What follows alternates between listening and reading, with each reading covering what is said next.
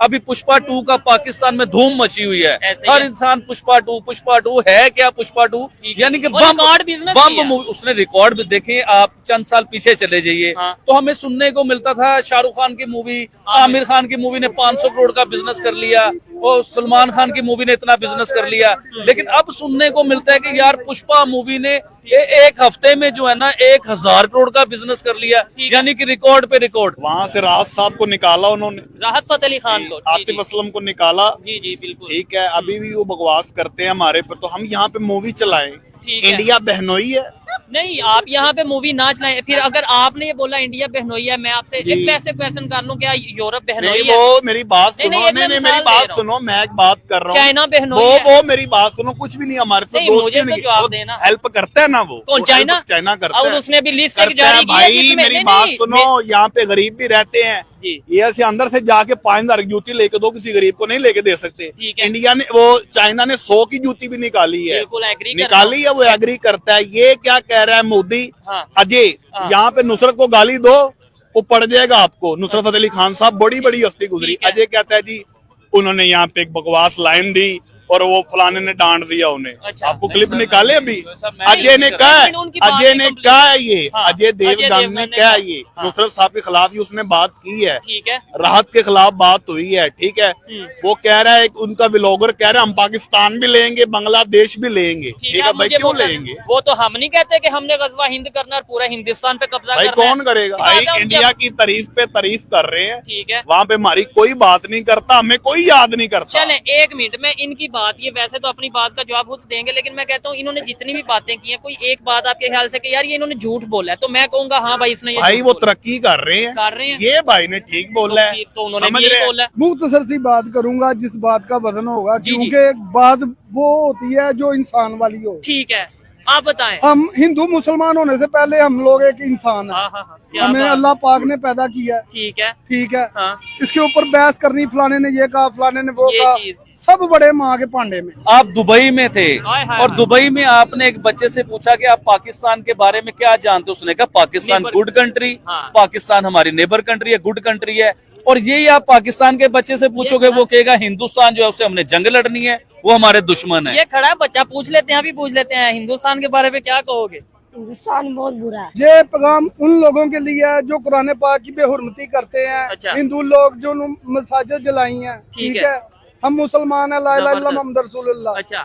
हम अल्लाह पाक का कलमा पढ़ने वाले हैं, नबी पाक के उम्मती हैं। ठीक है। हम किसी से नहीं डरते। आपको ये पता है कि बांग्लादेश- पाकिस्तान में कितना को मंदिर तोड़ा गया है, उन्हें बर्बाद किया गया, ये पता है आपको? ये चीज किसी के मजहब को नुकसान नहीं पहुंचाना चाहिए, चाहे वो मस्जिद है, चाहे वो मंदिर है, चाहे वो चर्च है, सबकी रिस्पेक्ट है, हर मजहब की रिस्पेक्ट है। आपको पता है मुसलमान है कि अपने इस्लाम की आपके दिल में क्या रिस्पेक्ट है, इसी तरह हिंदू जो है ना उसे पता है कि उसके हिंदू की उसके दिल में क्या रिस्पेक्ट है। वो अंग्रेज जो है ना वैसे हमारा दुश्मन है, वैसे वो काफर है, वो यहूदी है, लेकिन बुरा ना मनाइएगा, माइंड ना कीजिएगा। लेकिन हम उनके कपड़े भी पहनना पसंद करते हैं, उनकी उतरी हुई चीजों को भी लाइक करते हैं, उनके उतरे हुए जूते भी पहनते हैं। वैसे हम कहेंगे इसके साथ बैठ के खाना भी नहीं खाना हराम है। हाँ ये चीज है। खैर अच्छा लगा बात करके। जी जी जी। भाई ने जितनी बातें कह दी है ना, मेरा दिल ही निकाले ये बैठ। नहीं नहीं, आपने मजा आज आया। बड़ा फनी टाइप शो है, मजा है। जी तो दोस्तों, मैं हूं सुहेब चौधरी और आप देख रहे हैं मेरा और आपका YouTube channel real entertainment TV. आज हमारे साथ मौजूद हैं वन एंड ओनली आबिद भाई, जिन्हें बहुत दिनों बाद इनकी मसरूफियत से हमने समझ लिया पकड़ लिया, रास्ते से जाते पकड़ लिया है। बात करेंगे इंडिया के जो इस टाइम डिफेंस एक्सपोर्ट है, हिस्ट्री में सबसे ज्यादा उन्होंने डिफेंस एक्सपोर्ट की है। बांग्लादेश और पाकिस्तान के हवाले से भी बात करेंगे और भी बहुत से टॉपिक्स हैं जिनके ऊपर आबिद भाई की आज ओपिनियन लेंगे। अस्सलाम वालेकुम आबिद भाई, कैसे हैं आप? वालेकुम अस्सलाम, अल्हम्दुलिल्लाह। लेकिन अभी आपने ये बताया कि आबिद भाई फोन नहीं उठा रहे थे और उन्हें पकड़ लिया, तो ये पकड़ा भी नहीं? बताएं पकड़ा कहाँ से है, मुझे ये भी बताएं। मार्केट से पकड़ा और किधर से मार्केट पकड़ा? के वॉशरूम से मैं आ रहा था और फोन इसलिए नहीं उठा रहा था, वॉशरूम में था। अच्छा, वॉशरूम यानी आप पानी पीने गए थे? वॉशरूम में पानी पीने जाते हैं कि पानी निकालने जाते हैं? अच्छा चले टॉपिक की तरफ बात शुगल में ले। लेकिन ये है कि आबिद भाई कॉल ही तो उठा रहे। मेरा ये माइंड था जहां पे भी नजर आएंगे उधर ही कैमरा स्टार्ट कर देंगे। अच्छा खैर टॉपिक की तरफ आते हैं। आबिद भाई क्या कहना चाहेंगे?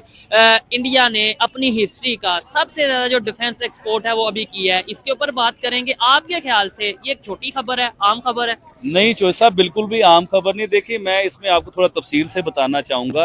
1947 के बाद से लेके अब तक देखिए इसका होता है लीडरशिप, कि आपके लीडर कितने स्ट्रॉन्ग है, आपकी जो है बड़े लोग कितने स्ट्रॉन्ग है, किस तरह आपके मुल्क को लेके चलते हैं, किस तरह तरक्की कराते हैं। देखें 1947 के बाद से लेके अब तक पूरी हिस्ट्री में हिंदुस्तान ने इतना असला दूसरे मुल्कों को एक्सपोर्ट नहीं किया जितना ये पिछले एक साल में असला एक्सपोर्ट किया पूरी दुनिया के बीच में। ये तो एक अलग खबर हो गई। इससे देखें, इससे बड़ा फायदा होता है, इससे मुल्क की इकोनॉमी में फायदा होता है, अपने मुल्क में फायदा होता है। और आपकी प्रोडक्ट चाहे वो मिसाइल हो, चाहे पिस्टल हो, चाहे कोई भी चीज हो, वो प्रोडक्ट दूसरी कंट्री के लोग आपसे खरीदते हैं, इंटरेस्टेड होते हैं, पैसा आता है आपके मुल्क में, आपकी फौज भी मजबूत होती है उस चीज को लेके। इमेज ये होता है कि भाई इस टाइम इंडिया इकोनॉमी में डिफेंस में स्ट्रॉन्ग है। जैसे अब टैंक हो गया, तो अब किसी मुल्क में वो टैंक यूज हो रहा होगा तो उसके ऊपर क्या लिखा होगा, मेड इन इंडिया। अगर पाकिस्तान से गया होगा तो मेड इन पाकिस्तान, चाइना से गया होगा मेड इन चाइना।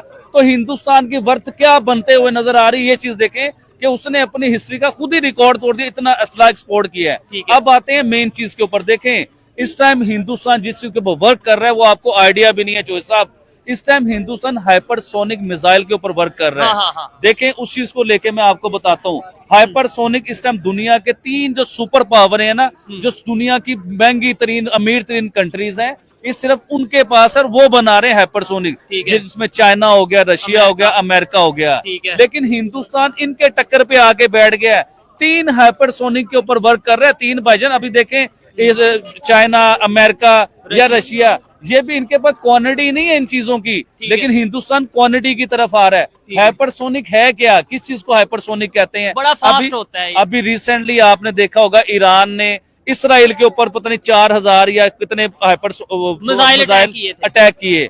वो आपने देखा कि उन्होंने रास्ते में उन्हें फ्यूज कर दिया, उन्हें बिल्कुल खत्म कर दिया रास्ते के बीच में, उन्हें रोक लिया। लेकिन हाइपरसोनिक वो होता है कि भाईजान जो किसी भी रेडार के बीच में हाइपरसोनिक नहीं आता, उसने अपनी जगह पे प्रॉपर अटैक करके ही बाज आना है। अब हाइपरसोनिक बनाने से हिंदुस्तान को क्या फायदा या दूसरी कंट्रीज को क्या नुकसान है? किसी को कोई नुकसान नहीं है, लेकिन नुकसान उन्हें जिनके पास नहीं है हाइपरसोनिक। जिस तरह पाकिस्तान के पास हाइपरसोनिक नहीं है, बांग्लादेश के पास हाइपरसोनिक नहीं है। और अगर आप चाइना की बात करते हैं कि चाइना के पास हाइपरसोनिक है, उन्हें तो कोई टेंशन नहीं। भाईजान टेंशन क्यों ना हो, टेंशन है उन्हें। हिंदुस्तान टक्कर पे आ गया है। अगर जो चाइना टेक्नोलॉजी के ऊपर ही तगड़ता था ना कि मेरे पास दबाव डालता था या इस तरीके से, जी हाँ, अपना दबाव रखता था कि मेरे पास टेक्नोलॉजी बहुत ज्यादा है, मेरे पास हाइपरसोनिक है, मेरे पास पता नहीं कौन कौन से मिसाइल है, तो हिंदुस्तान उनके टक्कर पे आ गया है। कौन सी चीज में हिंदुस्तान ने मिसाइल नहीं बनाया? समुद्री बेड़े उसने बनाए, समुद्र में है उसने मिसाइलों के सिलसिले उसने शुरू किए, ये हाइपरसोनिक उसने बना दिया। पता नहीं क्या क्या कुछ वो बनाने के चक्कर में आइंदा आने वाले जो सुपर पावरों की टक्कर होगी ना, उसमें हिंदुस्तान की भी एक पोजीशन होगी, एक नाम होगा। नहीं, इधर ये चीज भी मैं कहना चाहूंगा, ये देखें बहुत से लोग आपको खड़े होकर सुन भी रहे हैं, आपकी बात को शायद समझ भी रहे हैं, लेकिन ये तो आप हमने डिफेंस की, वेपन्स की, इस तरीके से बात की। मैं कहता हूँ स्पोर्ट्स की आप बात कर लें। स्पोर्ट्स में भी है क्या पाकिस्तान और हम बात करें उस तरीके से आगे जा रहे हैं जिस तरीके से इंडिया, जिस तरीके से दूसरे कंट्रीज जा रहे हैं? आपको नहीं लगता कि अगर स्पोर्ट्स में कोई कंट्री आगे जा रहा हो, चाहे वो चेस का हो, चाहे वो क्रिकेट हो, चाहे हॉकी हो, इसका मतलब है ओवरऑल भी वो कंट्री डेवलप? साहब अभी रिसेंटली मैं एक नई खबर देख रहा था, उसके ऊपर बताता हूँ। हिंदुस्तान शतरंज गेम का तो आपको पता होगा, शतरंज के बीच में इस टाइम अमेरिका जो है ना, दुनिया में सबसे ज्यादा जो मेडल जीते हैं वो शतरंज में अमेरिका जीतता है।